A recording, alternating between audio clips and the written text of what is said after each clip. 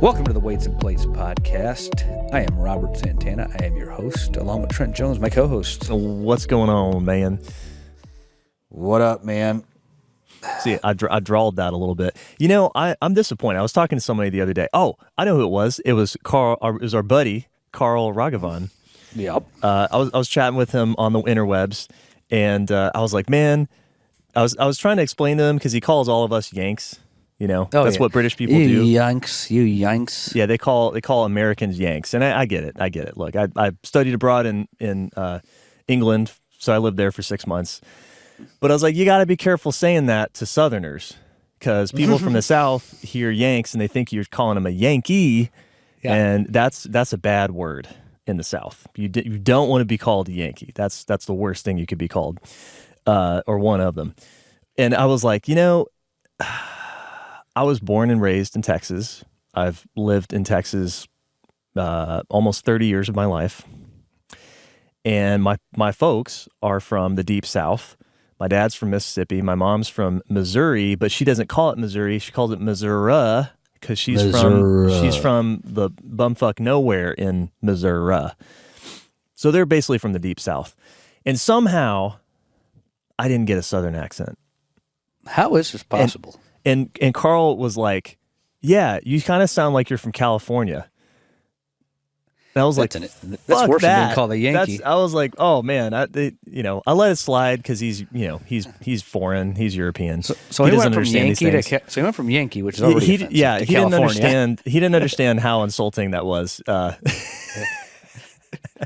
And Carl, if you're listening, I forgive you. You, but he's saying you should have stopped while you were ahead. But you need to stop. You just cut it off, man. You're digging a hole. But yeah, I didn't get a Southern accent, and I'm around all these wonderful East Tennessee and Georgia accents all day now, and I don't know. Maybe I still got time. Maybe I can work on one here. Well, give me a few years. Both of my parents were from Cuba. My father retained his accent because he came here when he was 17. My mother she's dual accented, actually. She is a Spanish accent. Switches? From Cuba. Yeah. Cuban accent, which is distinct. Apparently, we sound like we're yelling at each other. That's what other Hispanics have told me. And I'd say that's probably accurate if you hear my dad talking. Okay, yeah. Yeah, I don't know that I've ever heard like Cuban Spanish, really. Or I didn't know that I did if I heard it. Go to Miami. Okay, yeah. We sound like we're yelling at each other. So my mom can still... Yeah. My mom, when she talks to her mom, she's fine, And then when she talks to anybody else in English, she has perfect English American accent, right? Chicago accent? Because you have a little Chicago accent that comes out. I think she does. Yeah, that's what I'm getting to, right? Okay, yeah. Then my stepdad has his family's from Tennessee, but he has a very Chicago accent. Okay, yeah. The stepdad I grew up with, she's since remarried, but whatchamacallit, I went to school when I was 19. I went to the Western Illinois University, so I was out in West Central Illinois. And I picked up a little bit of an Illinois accent, so I switch between the two apparently. Like sometimes, I don't know that I switch between the two, but some people pick up Illinois, some people pick up Chicago. And I would say Illinois probably came in my late teens, early 20s, because I spent eight years in Macomb, Illinois, for those of you who want to look it up or that are from Illinois. I lived in Macomb for 8 or 9 years, so at 2003 to 2008, 8 years, about 8 years. Yeah. Yeah, and I guess I picked up some of that just being there, So I can see that. I worked one of my internships that I did when I was in college was working for Caterpillar. They have an office in Houston where they sell all of their engines, essentially that go in the earth moving equipment. Well, they repurpose those and build them for oil and gas purposes. Right. But I got to visit the Peoria. I think they've maybe moved it by now, but their headquarters used to be in Peoria, Illinois. Oh yeah, I used to drive there. And that's 50 miles. Yeah, that's like central Illinois, And so there's a lot of folks there at the time who were, from the area. They were Illinois folk. So. Oh yeah, that's 50 miles from Macomb. Yeah. And it takes an hour and a half to get there because you got to go around. Yeah. There's no direct freeway. So yeah, those are the kind of Those were the kind of people that I was around in college, and I picked up some of that. And I'm glad that you mentioned that because, Trent, I always have to explain to people, and now I think you could speak to this now since you brought that up. There is Chicago, and then there is Illinois. They're two very different places. Yeah, right. Yeah. And I've learned, because I worked with a guy like this, there's St. Louis, too. Oh, People from St. Louis sound like they're from Chicago. Oh, yeah. It's the craziest fucking thing. I don't know how. I mean, are they like really close geographically? In my head, they're really far away. It's but like maybe 5 hours away, yeah. Okay, so they're closer than I think. In my head, they're like 12 hours away, but I guess maybe not. But yeah, I worked with a guy who I just swore like he just had like that Chicago accent, either Chicago, and he's like, no, St. Louis. Yeah, when I went to school in Macomb, there was Cardinals fans or Cubs fans. It was interesting. There you go. Because Macomb's right dab in the middle. It's 2 hours away from, 2 to 3 hours away from St. Louis, about 3 hours away from Chicago, 3 to 4.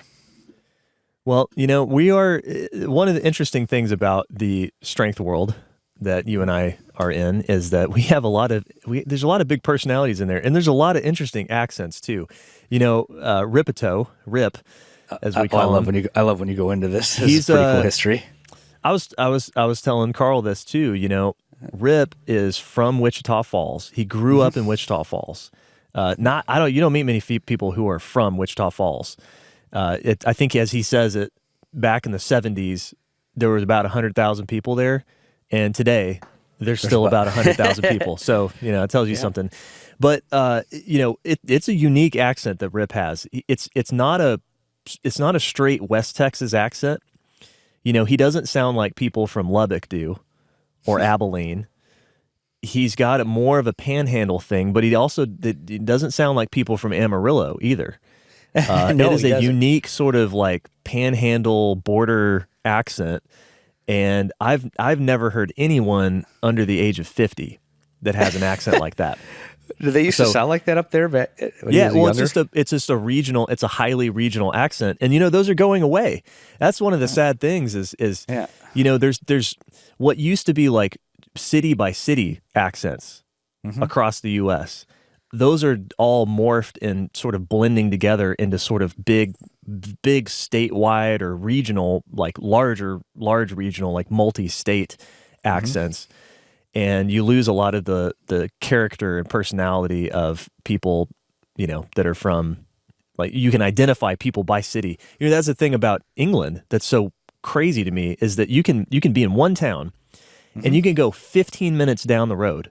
Like, get on the train, go 15 minutes to the next town, literally the next town over, completely different accent. There are some places like that.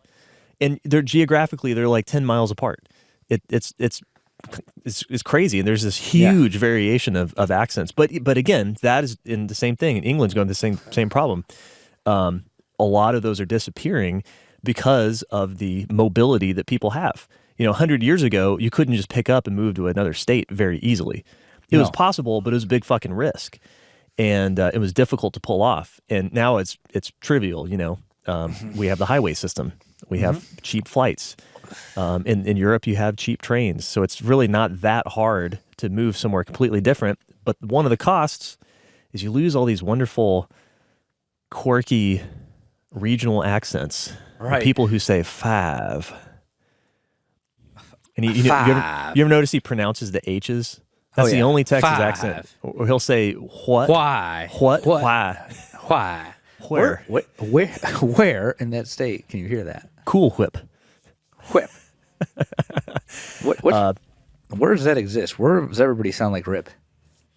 Well, where he is, like kind of panhandle border area, which is there's not a lot of people out there. Because what I'm saying is, like, if you go out to like Abilene or Lubbock, right, there's a lot of people out there, or even Midland and Odessa. There's a West Texas accent that's pretty nasal. It's kind of a nasally, twangy thing. Yeah. It's different, though. It's not the same as that Wichita Falls thing. So there are other people in town that sound like Rip? I haven't really noticed. Yeah, the older folks. Okay. That's what I'm saying, his generation. But once his generation's gone, you won't hear that accent anymore. No shit. So there's nobody young that sounds like that, you're saying? No, the younger folks will sound sort of like a generic West Texas accent. And sort of like... That's so lame. Yeah, that's, same thing, like Central Texas, it's all one thing. Houston's all one thing. So, yeah. Yeah, it's kind of Ah, sad. well. It's kind of sad. It's part of the character of I know. our little culture here. It's the country of Texas. Mm-hmm. But Yeah.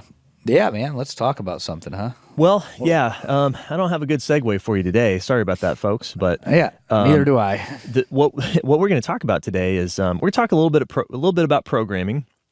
We haven't talked a whole lot about the specifics of programming.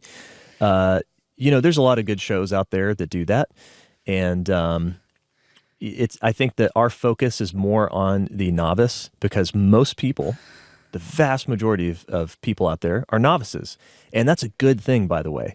It's awesome. I love watching people go through the novice linear progression because it's like the most fun you're ever going to have with training in terms of like putting numbers, putting weight on the bar. You're never going to make progress like that again. So it's a great thing to be a novice. But that also means that there's not really a lot to talk about when it comes to programming as a novice because it's pretty simple. In starting strength, as it's spelled out in starting strength, basic barbell training, there's the vanilla, I call it the vanilla AB program.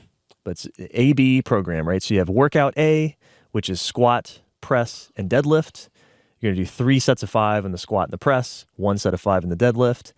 And then you alternate workout A with workout B, which is squat, 3 sets of 5, again, bench press, 3 sets of 5, so you're alternating press and bench press, and then you deadlift 1 set of 5.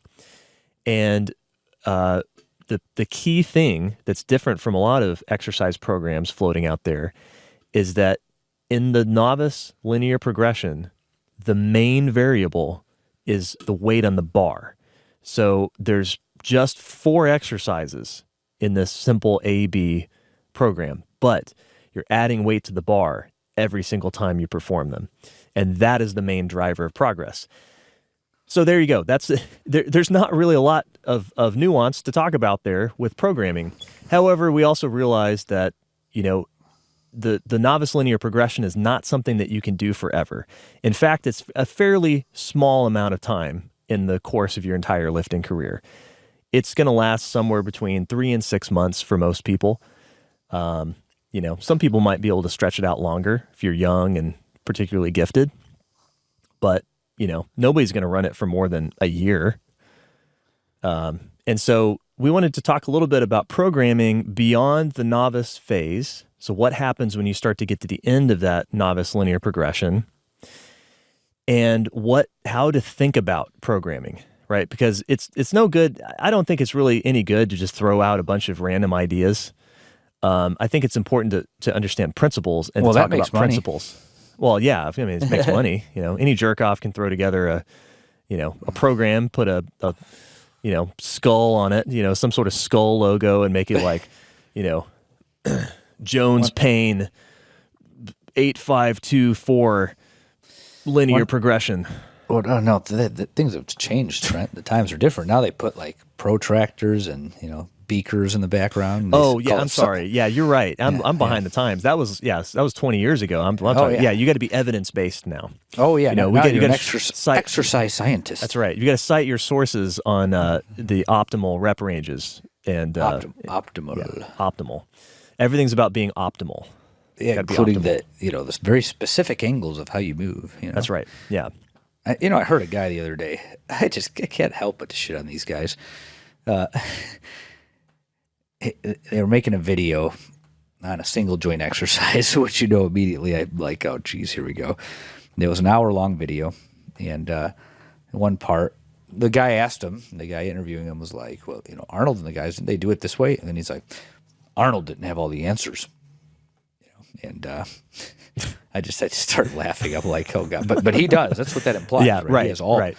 So Arnold didn't have all the answers, but so does that suggest that you have all the answers, Then the other guy responded to him, but he's Arnold, so he did. And I got a good laugh out of that part, but like the whole thing was, talking about this highly specific exercise and a highly specific angle, and then talking about all these instruments they use in the lab and blah, blah, blah, blah, blah. At the end of the day, it changes nothing because none of us need to do that shit at this point, right? We're talking about novices, which is back to our topic, right? Just some refreshers, because we get new listeners all the time. At least I hope we do. I think we do. Novice linear progression, the reason it's called that is because a linear progression progresses in a linear fashion, just how it sounds, right? You're adding weight every time you work out. Nothing else changes. Same reps, same sets, same number of sets, same number of reps, and you add load. Provided that you complete the sets and reps with the prescribed load, then you can add weight next time, assuming good technique as well. Is it always linear? Not necessarily. Sometimes you got somebody who's a motor moron, not very coordinated, and has to, repeat a weight a few times just to get the technique down. Sometimes that happens. Sometimes people are busy and miss workouts. There's all these things that happen that make it not so linear. So that doesn't mean that you get to sit there and say, oh, I failed because I missed this time because I didn't eat yesterday because my kid kept me up all night and he was sick. No, you didn't fail. You missed a rep because you're not recovered because you have a lifestyle, right? Lifestyle problem. I wouldn't call it a problem. You have, lifestyle interferes. That's not a problem. Right. It's something that happens, right? So let's be clear here. It's linear under ideal circumstances, where nothing is interrupting. But in the long run, all programs that are followed, most of the time with the intention of adding, end up being linear over X timeline, right? It could be every other workout, it could be every month, it could be every year, etc., right? You're always trying to progress in a semi-linear fashion. If you were to plot my data points from when I first started lifting, you'd see this nice little trend line up, and then I'm probably reaching an asymptote right now, right? So you're squatting every workout, you're adding every workout, you're alternating the bench and the press, and you're adding to every one of those workouts. You're deadlifting every workout, and you're adding to that workout. Trent calls it vanilla. Nothing vanilla about it when it gets hard, but all of the, when he says vanilla, he means simple. Simple does not mean easy. We say that all the time. Simple does not mean easy. No. So then, later you get trash from squatting and deadlifting so much, and then you start throwing in a power clean, right? And then a chin up along with it, right? If you can't do a power clean because you're old, you might do some other pulling variant to get that work in. So this is where we start everybody. We start everybody with 3 exercises that turns into 5 exercises. And the goal is to add weight to the bar. This is a simple introduction to periodization on a basic level. They would call this in academia linear periodization, where nothing changes but the load. Right. And basically your entire training career, let's say that you go all the way to advanced and reach ceiling effects, right, is based on some form of linear periodization. Right now, I'm adding weight every year, Is that still linear? I may not be doing it every other workout, but I'm doing it every year. Right. So it's still linear, There's other forms of periodization that come up that we're not going to discuss in this episode, maybe on a basic level because we're talking about post-novice, but, all programs are linear, and then, you're always trying to get somewhere. And this is the main thing that I want to hammer home here, because somehow load has become an afterthought in modern days. I just had a consult with a guy before I did this episode, and he's asking me about this program he's following. He's like, the sets keep going up, the reps keep going up, and I would like to add weight, but then, I just keep adding reps and sets. And I'm like, let's flip the priorities here. Add weight at all costs, assuming good technique, of course. And if you can't add weight, then take weight off and complete the number of sets you set out to do, right? Or try to squeeze out another rep, maybe, I think with these barbell lifts, it's not productive, maybe with something like, a tricep extension, that would make sense. But really, we don't want to play around with reps on a compound lift like a squat or a deadlift. I think that when you try to eke out another rep on a set that's already really hard, you're asking for a higher risk of injury, So I think context matters. And absolutely. I made a few videos about this. I've talked about it here.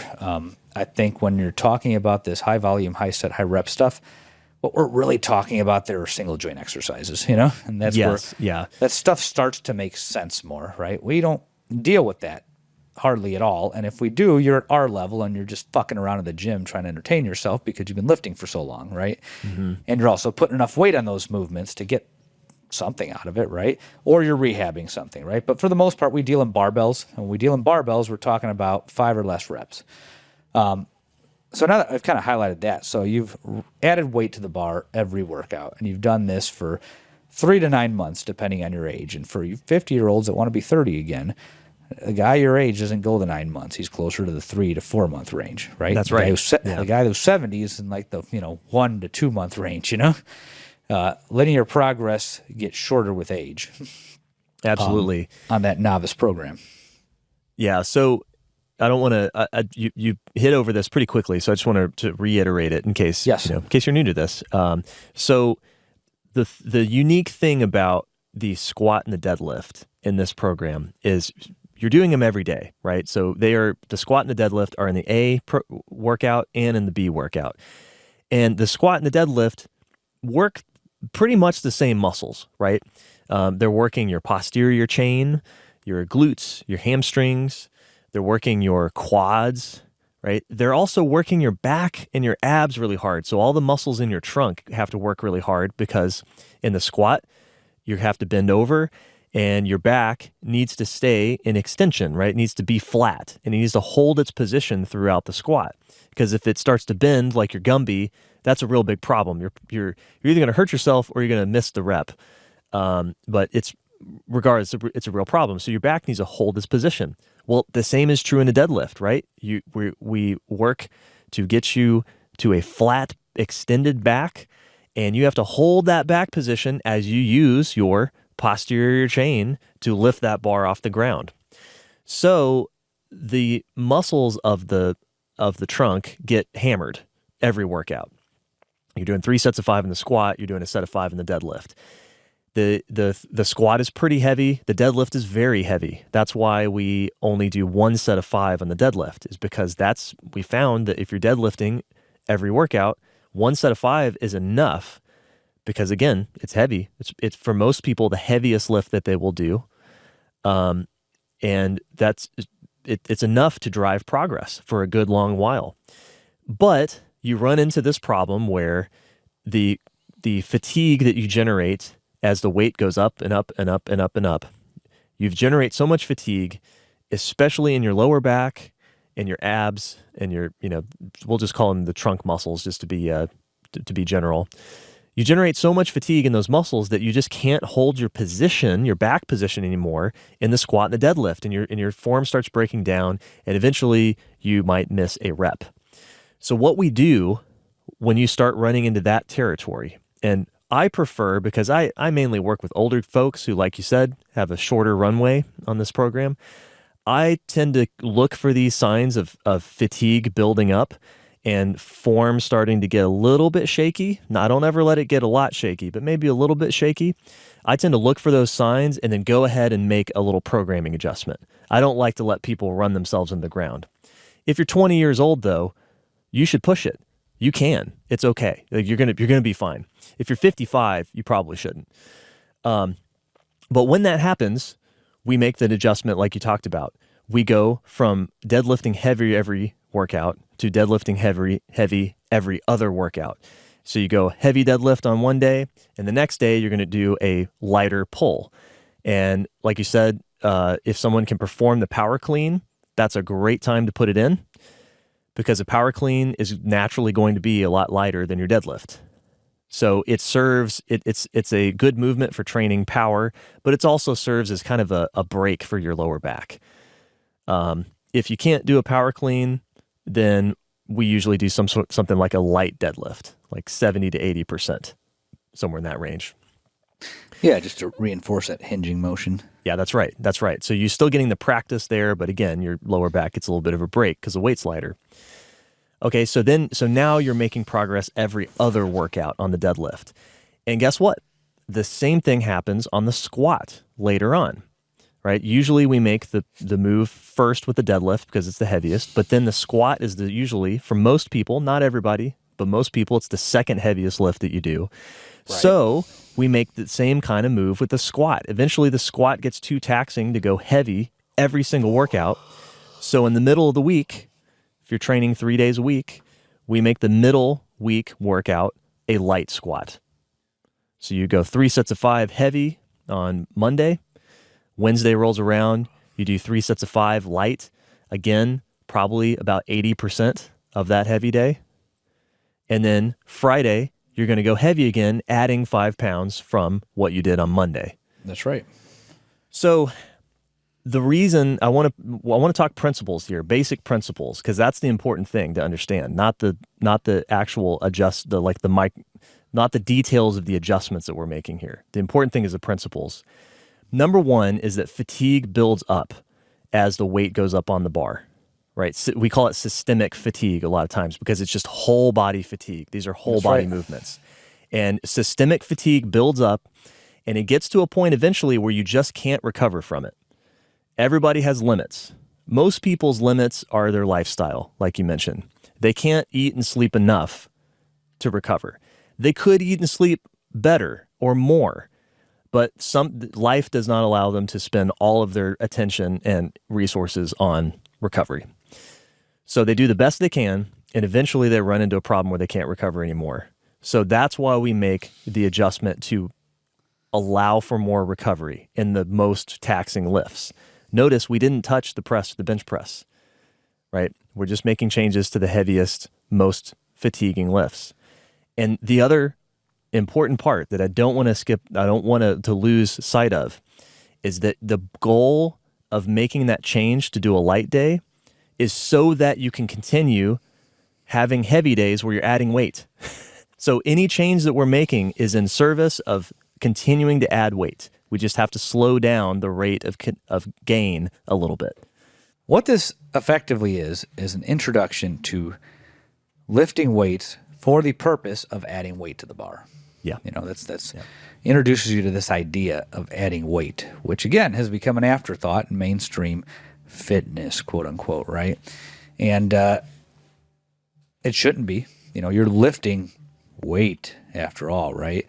So the idea that you're not going to lift more weight is one I can't understand, right? Like, why wouldn't you lift more unless you don't want to lift more, right? But if your goal is to get bigger, stronger muscles, denser bones, you want to lift more weight, So how are you going to lift more weight, right? The argument is, well, you can't add weight every time forever.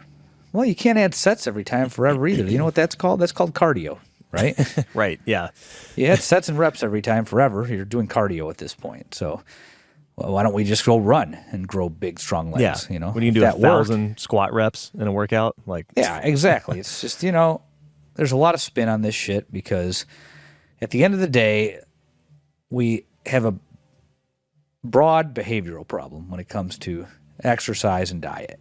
People that have these goals that require long-term training and lifestyle habits, and they can't achieve these goals because they can't change those habits, and it includes many of you listening. A lot of the time, lifestyle is a bottleneck. Check that before you check anything else. So as a result, you'll get people say, oh, I tried this program, it didn't work. I tried that program, it didn't work. So many car salesmen out there have decided that, well, we got to repackage the same shit in a million different ways and make it confusing because people are bored, people are bored. Well, if you're bored, you probably didn't do the program, There's never a dull moment when you're trying to add weight to the bar. Right. So if you're bored with your program, you probably didn't do the fucking program. Now, if you are trashed by your program, that's a different story. And I define trashed as, well, fuck, I fucking achieved this goal and I'm just wrecked. I need something mindless, And I've had people do that, especially after Texas Method. I told somebody earlier today, Texas Method is the program that makes people quit. Right. And I've witnessed it. I reserve that for young men that have nothing better to do, Yep, I did it. Been there, and I was trashed. yeah. You're wrecked from working so hard, Right. And like I said before, it's not wrecked like, oh, I'm burning up and breathing heavy and I'm tired. It's like you feel like you got hit by a fucking bus. You're falling asleep throughout the day. And you just want this to end, Yeah. And not many of you don't need to go to that extent, by the way. I would not recommend it. Yeah. Yeah. I'm just explaining what this looks like when you're a serious trainee and push it to the limits. Versus exercise, you just go in there and sweat, have one moment of the day where you, kind of feel like you've done something, you're tired, you're physically tired, but then you're back to normal in like an hour. In fact, you might even get a little bit of an endorphin rush that kind of gets your day going. It's one of the benefits to aerobic type exercise. But, if you're going to try to get much stronger than you are, you're going to be more towards that wrecked feeling, right? And it's cumulative, right? Showing up is incredibly important and holding yourself accountable to doing more than you did last time, even if you lose sleep over it and it scares you, that's a challenge and skill in and of its own, and a lot of people don't like that, it's just much easier to go in and sweat, but that's the name of the game, right? Do you want to be weak or do you want to be strong? Do you want to be muscular or do you want to be, skinny, And there's no right or wrong answer. Only you can decide that. I know what I wanted to do. Trent knows what he wanted to do, Yep. And I think a lot of you listening want to do something similar. Otherwise, you wouldn't be listening unless you just, like wasting your time on, bullshit podcasts you don't like, And, there's never a shortage of those guys. There's never a shortage of people like that. I think we have a captive audience here, and they want to get strong for one reason or another. So if you want to get strong, you are signing up for some period of time where, you're going to feel a little bit wrecked. It's going to interfere with your life a little bit, and you're going to have to work pretty hard, and it doesn't have to be permanent, but you're going to have to do it, And I'm thinking of a guy we're probably going to bring on the next episode or the episode after that. This is an extreme case, but our mutual friend Harry, he gained like 100 pounds, close to 100 pounds, right? Yeah, Something like I didn't know him at his smallest. I think I met him. I met him at the SSCA, the Starting Strength Coaches Association conference. Yes, and he was a skinny dude when I met him. Okay, yeah, I met him sort of probably at least a few years into training, several years into training. So he was already pretty filled out. Yeah, the very first time I met him, I think he was a $155. Okay, and according to his recent Instagram post, he had gotten up as high as 111 kilos, which for you Americans listening, fellow Americans, I should say, that's 244 pounds. And he's 5'7", right? 5'6", 5'7". Is that right? Yeah, maybe a little taller than that. I remember him being about my height, but I'm 5'8". Because you're about, you're about the same height, right? Yeah. Yeah, so I think 5'8", 5'9", he was 244. But I knew he pulled 600 at the meet because I remember Rip made him go in the warm-up room after he lost it on his grip on the platform for his third attempt. Rip took him in the warm-up room and he pulled 600 right after. Oh, man. Yeah. And he said he freaking pressed 308, 140 kilos. And wow. I'm like, whoa. And now, I don't know what he weighs. I just messaged him. He says he wants to come on. I haven't asked him any specific questions, so we'll save that for next time. But, it looks like he probably weighs under 200 pounds now, and he looks like a freaking sculpted Greek god. He's actually Greek, too. Yeah. That's the funny part. No, that's funny. He's got a great mustache, too. Yeah, he has a great mustache. That was a good call. The mustache was a good move. Yeah, he had a beard when he was heavy. Now he's down just the mustache. It works. But the beard lost weight too. Yeah, the beard lost weight. That accounts for like 10 pounds. But that's an example of somebody. He did it. I think in his post he wrote that he did it for 3 years. So for 3 years he knew he was going to be a fat guy. And we're not saying that you need to do this. We're just using an example of somebody who was very forward thinking, right, with this. He committed 3 years. He's going to be heavy and he's going to lift as much as he possibly can. And he did it. And he's going to tell us all about what that was like. And then now, he's back down. He's heavier than he was when he started. He's leaner than he was when he started, I'd imagine. And he's stronger, right? Like, it worked out. But that took 3 years of sacrifice. And, he was in his 20s, when he did it, right? Does that sound right to you, Trent? I think he's early 30s, right? Yeah. So I'm guessing late right. 20s when he started doing that. So he was at a good age to do it. So, 50-year-old dude, you're not going backwards, man. Don't gain 100 pounds. It's probably not a good idea, Rip's trying to get me to gain another 60, but, with the caveat, he's like, you're getting to that point now, you're 39. It's like, you're not be able to do this anymore. It's your last fucking chance. So, I'm not going to say what he said on here, but you can imagine. He's like, you need to fucking do it, I don't know about 242, but, I'm just training and eating right now. And if I keep going up, I keep going up. But, it's been fun. I want that bench. But yeah, like, you're going to have to accept a level of discomfort that's going to exceed a few weeks or a few months. I mean, realistically, unless you've out the gate are strong, you have a 405 baseline deadlift or, 300 baseline squat, you're probably going to put some work in for a couple of years minimum, Yeah. And it's going to suck. Your lifestyle's going to require some tweaking, and it's just going to suck. But, I've been doing this a long time now, and it becomes more manageable because when it's heavy, life becomes more efficient. You do a lift, it's done in an hour. Lift or two are done in an hour.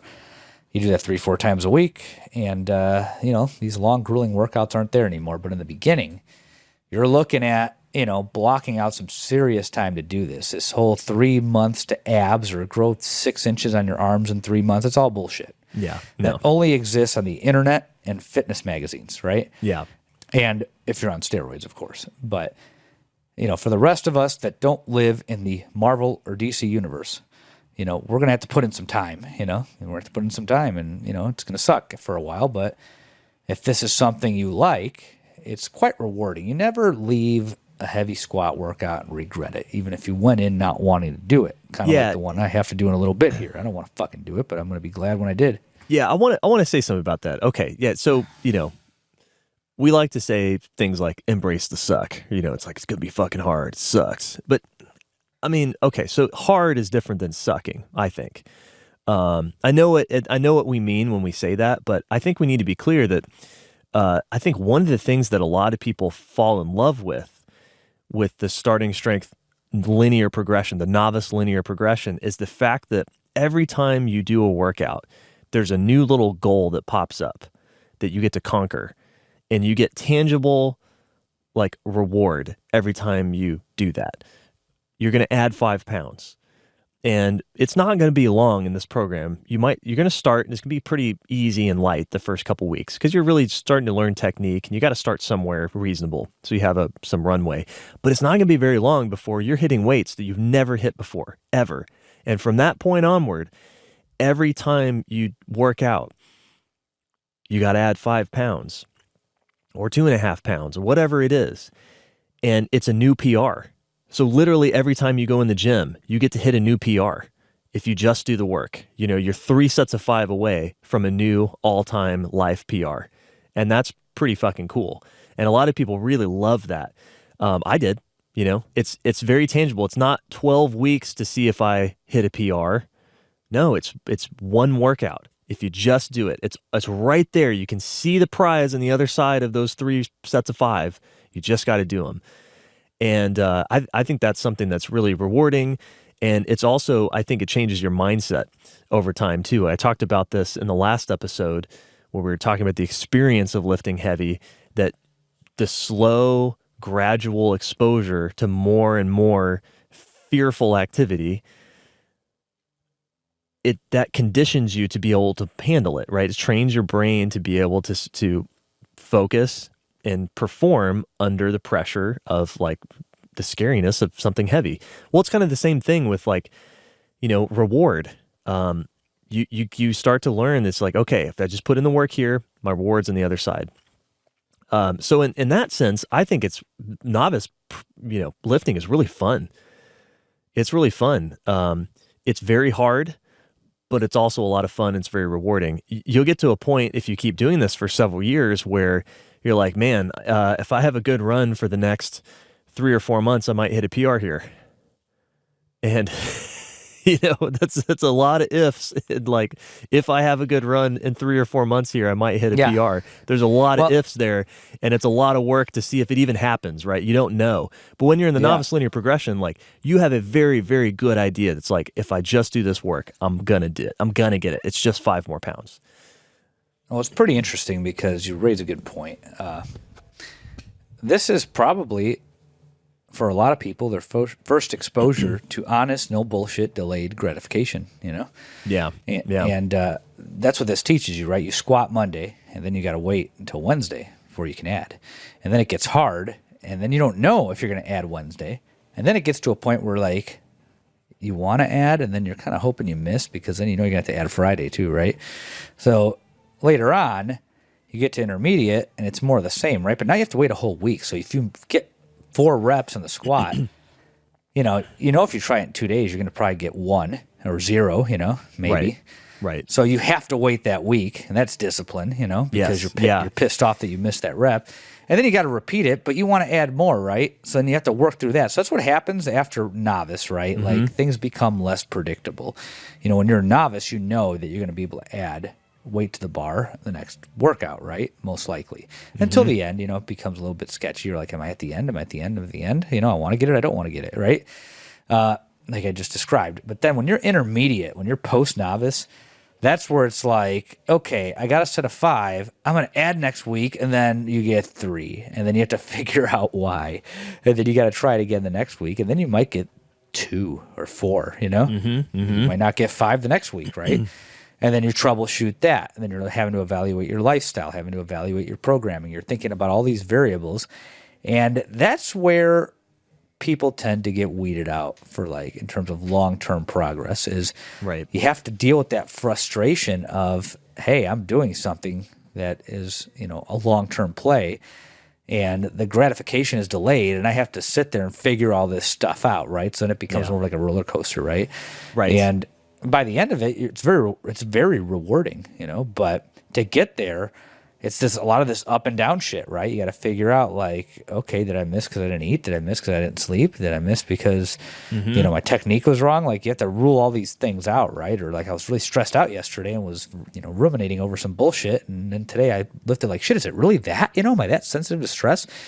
Because truth be told, it's different for all of us. Some people don't need to eat very much to get it done. Some people don't need to sleep as much to get it done. Some people can be very high strung and still get it done, And figuring out which one of those you are is what exactly I'm talking about here. It's a trial and error thing, and the trial and error means the error part you have to learn how to let roll off, just like you have to let the trial part roll off. You're trying something new and exciting, but then it doesn't work, right? You can't get wrapped up in that, right? You have to look long term, right? How do I get more weight on the bar? Not, how do I get more weight on the bar now? So it goes back to that delayed gratification. That's true. That's very true. And there's a lot to be said about the value of that.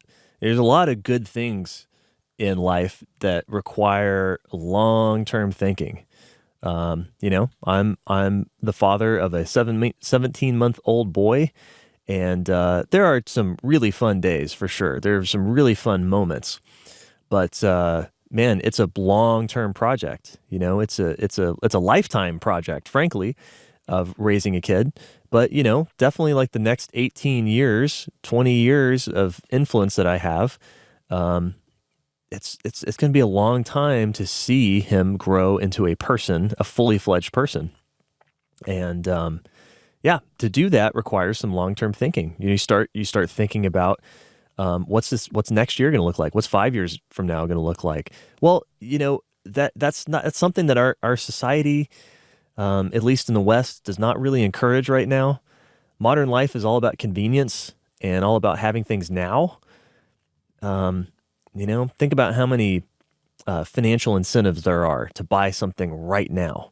There's a lot of ways to do it. Credit cards are super easy to get. You can pay for stuff with these like buy now, pay later programs. Right? Have you seen that? Like pretty much every item you can buy. Every item you can get anything on credit now. It's buy crazy. A $50 blender on Amazon. Buy now, pay it later. 3 installments for Dude, $50. I think I bought something for like $8 with my Apple Card, and it's like divide into like 6 payments or something. There's like this option, this pay later option. And I'm like, right? What? It's like $6. How do they even give me that option? It's wild, right? So so much of our world has moved towards convenience and instant gratification. There's not a lot of places where you can voluntarily work on delayed gratification. This is one of them. Lifting is one of them, and there's no shortcuts. And so it will teach you the value of delayed gratification, and that's really useful. It was especially useful to me in my 20s because there weren't many other influences in my life that were giving me a message of like, hey, listen, put in the work now. You're not going to see the full result of what you want until a while later, but you put in this work now and it will pay off and you're going in the right direction. But lifting was that influence for me. And like I said, I think as a novice, it's really fun because you do get some satisfaction. You do actually get some instant gratification when you set PRs. At least I did. I thought setting PRs was really fun, and I got addicted to that. I got addicted to like, okay, I hit 260. Wow, that was crazy. I never thought I would squat that. Right. 265? And then you look forward and you're like, maybe next week I'll be squatting like 285? You're like, what? So that actually was pretty fun. It's the intermediate, like you just described, the intermediate phase of training was harder in that way. It's so demanding psychologically, and it's with anything, right? Like, if you try to learn a new skill, there's that honeymoon phase, they call it, right? Where, we call it the novice effect in lifting, where you make rapid progress early on because you're doing something new. And at a pretty low level, but because it's new, you're making these rapid improvements, right? But then once that's done and you have to get down to work, then it turns into that roller coaster, right? Yeah. I think of DJing, and I'm sure you could probably relate this with some of the instruments you played. I picked up the basics, the beat matching stuff right away. But then I'd listen to guys that have been doing it for a long time. This was before computers can do it for you too, by the way.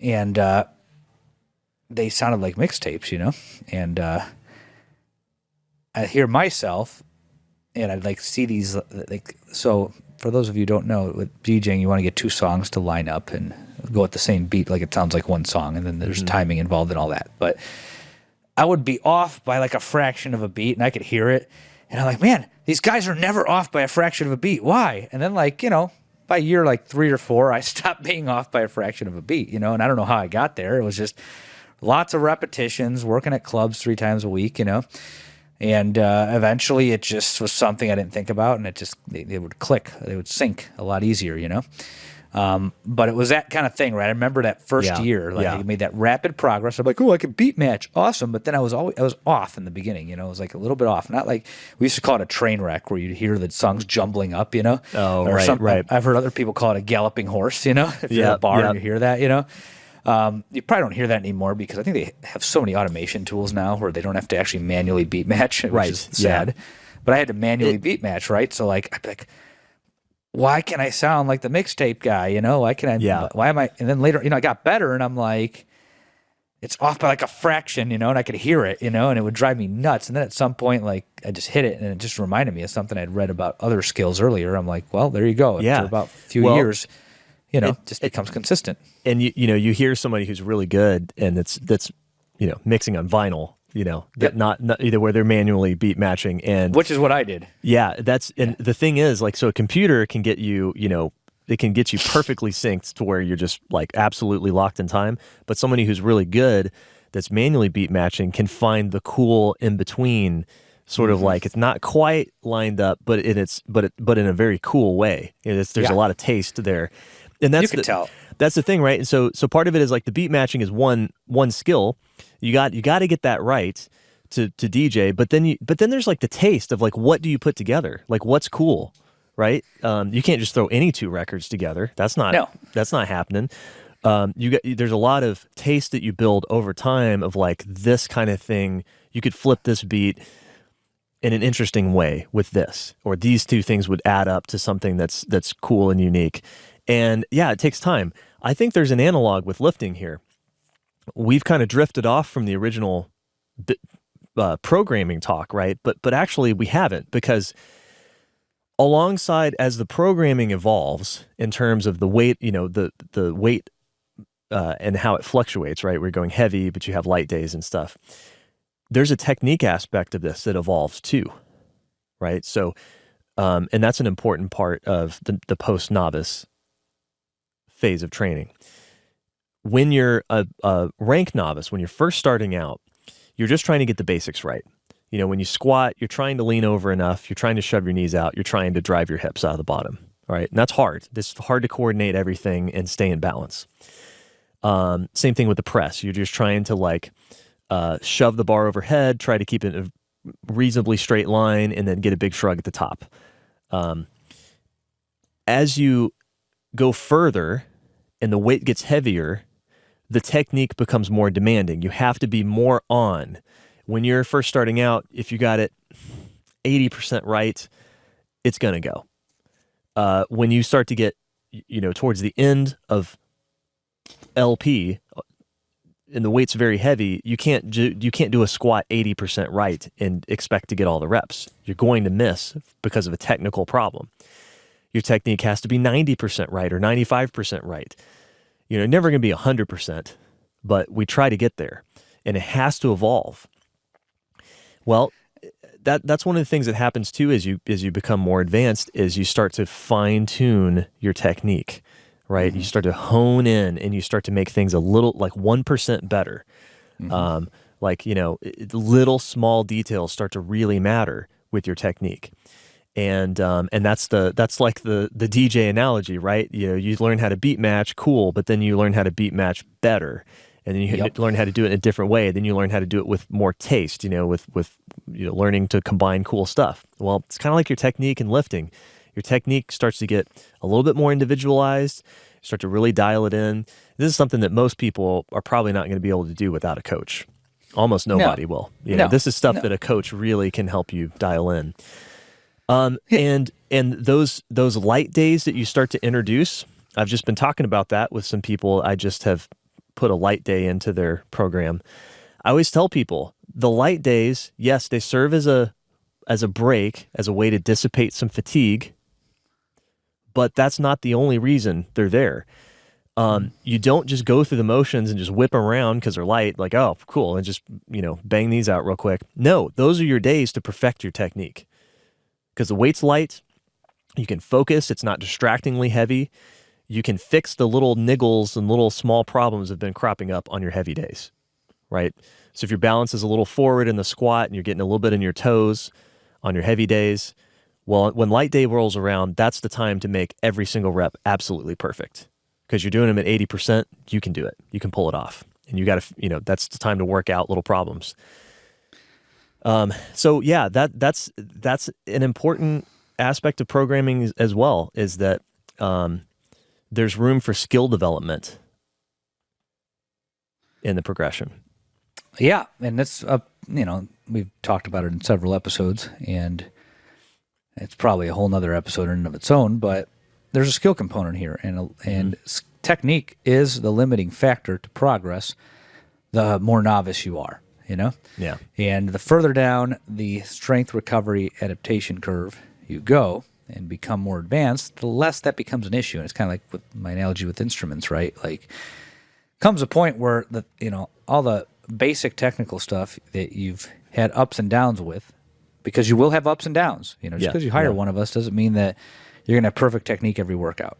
Right. In person, it will be more perfect than online, for sure. No question about that. You'll have more locked in sessions in an actual gym than over the internet. So I just want to put that caveat out there, because I do both. I train people here at the gym, I train people online, and I will say the technical progression is a little bit slower on the internet for obvious reasons. But you're not going to have a perfect technical progression just because you have a coach. We're just going to stop you from being stupid and progressing something that's technically incorrect that's going to hurt you, right? Right. And we're going to fine-tune the technical inefficiencies as best we can. But ultimately, you don't really settle into your technique. You're comfortable, what becomes later your baseline technique, for at least a couple of years. You're dicking with that the first 2 to 4 years. And then after that, now programming becomes the sole focus, right? Mm-hmm. People like to go the opposite. That technique is an afterthought. Like I said, the load has become an afterthought. Technique's always been an afterthought because right.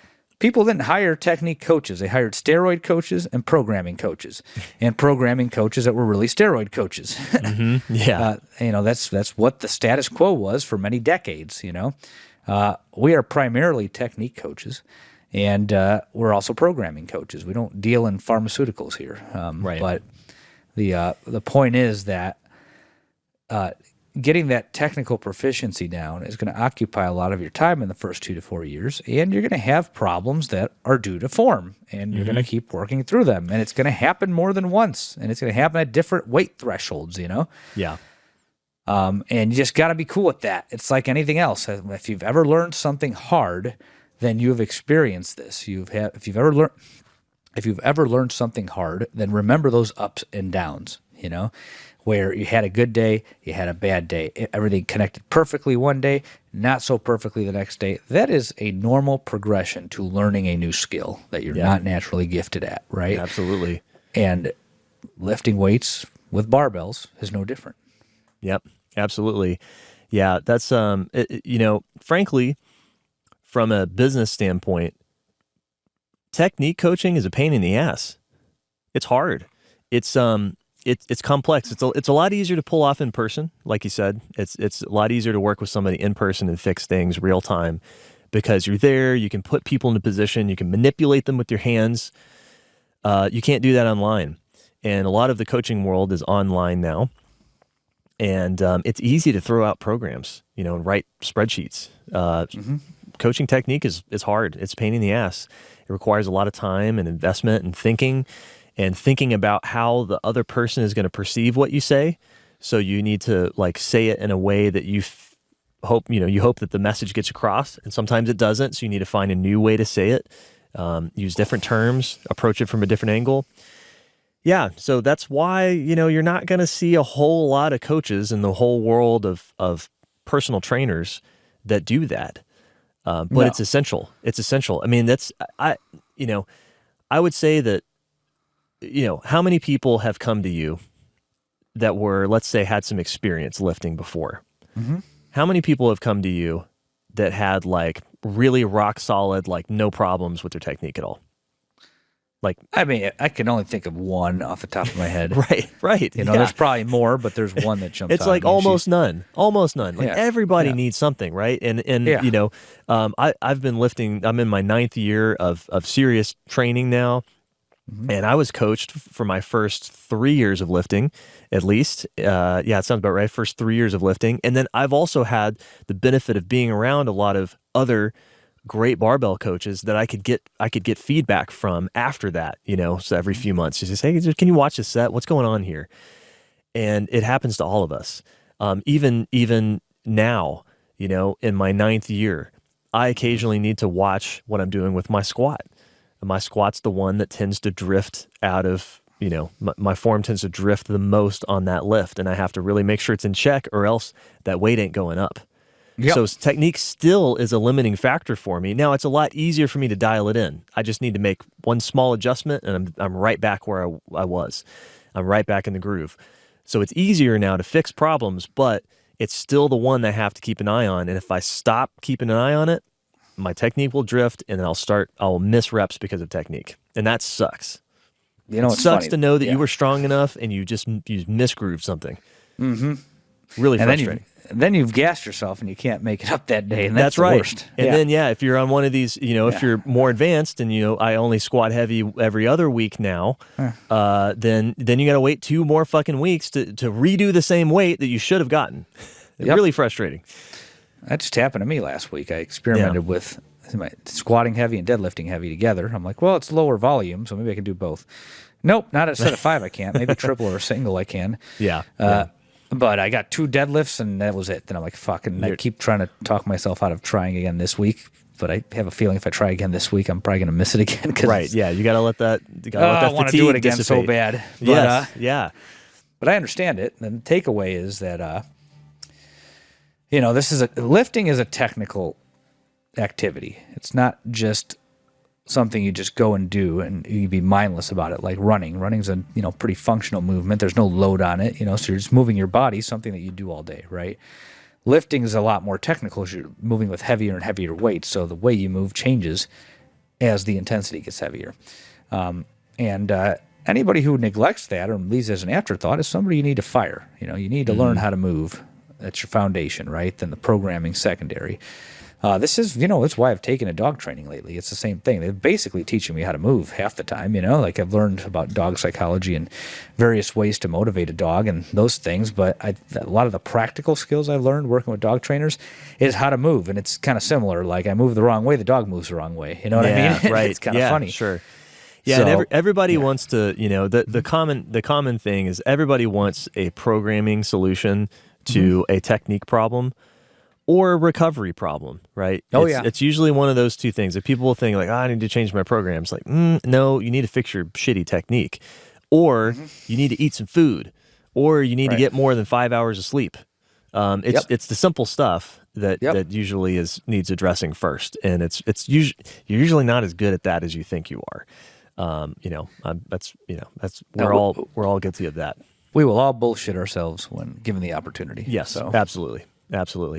So I think what I wanted to impart in this episode is some principles, and I wanted to sort of get back to basic principles here of programming. So remember, when you are a novice, the most important thing is the weight on the bar going up.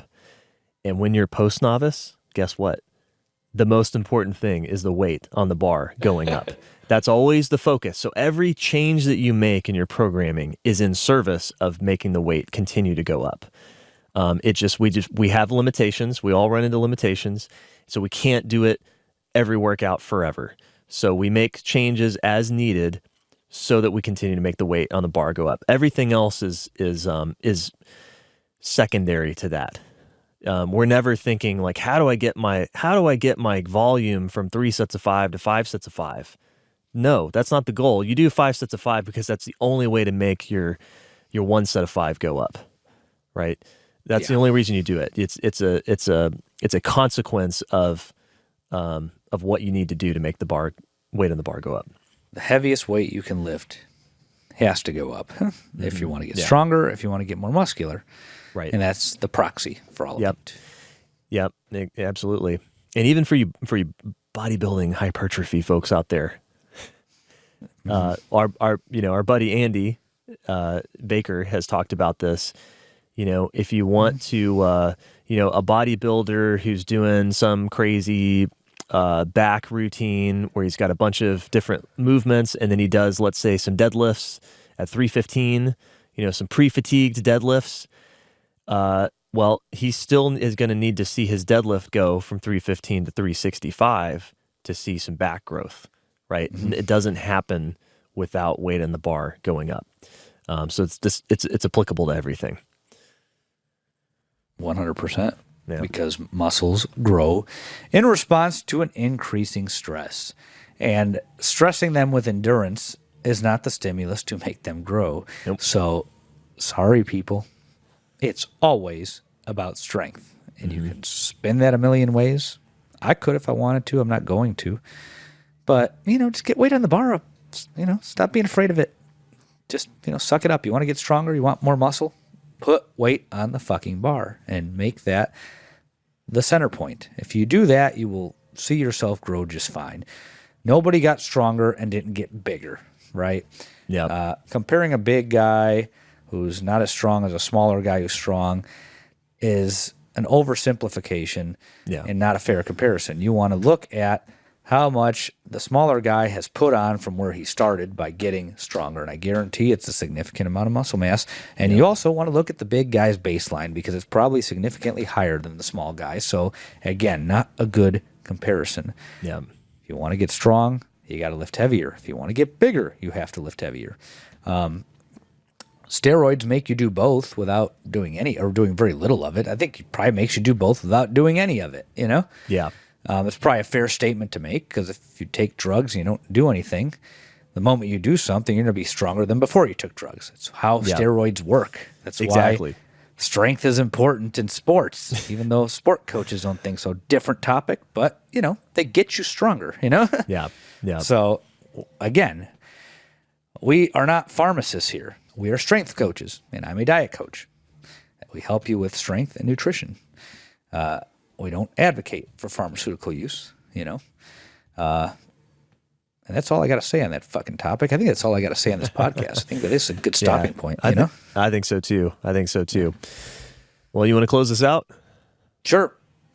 Thank you for tuning in to the Weights and Plates podcast. We appreciate your ongoing support. You can now find us on YouTube. I think I just changed the handle to weights_and_plates. Yeah, no double underscore like Instagram. So they let me do that. But apparently there's some asshole has weights and plates. I was kind of pissed. But you can find us there. Please subscribe. It's a separate Google account from my one that's older because I wanted to make one for the podcast and the content. But you can find us there. You can find me on Instagram at _Robert_Santana. That's where I post most of my content these days. I want to spread it to other places, but you can reliably find new stuff from me there. The gym has a handle as well, weights_and_plates. And of course, you can find me at weightsandplates.com or here in Phoenix at Weights and Plates Gym. Man, I keep saying my fucking brand name so many times. I feel Weights and Plates. I feel like a fucking infomercial here, man. I hate doing that shit. I read a long time ago in radio, they have to spin a new song 11 times before someone decides that they like it. So I think, 11 times, maybe that's the sweet spot for weights and plates. Weights and plates. Yeah. Weights and plates. Yeah, I think that's probably close to 11 there. Weights and plates. Weights and plates. There you go. Well, come by the gym. If you are in Phoenix, come by the gym. Check it out. You got to see him. He will get your technique whipped into shape, and he'll make you put more weight on the bar too while you're at it. I sure will. Well, if you want to talk to me, I'm on Instagram sometimes at marmalade_cream. That's also the name of my media production company, my audio production company, Marmalade Cream Media. You can go check that out on marmaladecream.com if you're interested in some of the podcasts that I produce, some of the music that I compose for podcasts. It's a little thing I do on the side when I'm not coaching. But if you have a coaching-specific question, you can reach me at jonesbarbellclub@gmail.com. All right, we'll talk to you again in a couple of weeks.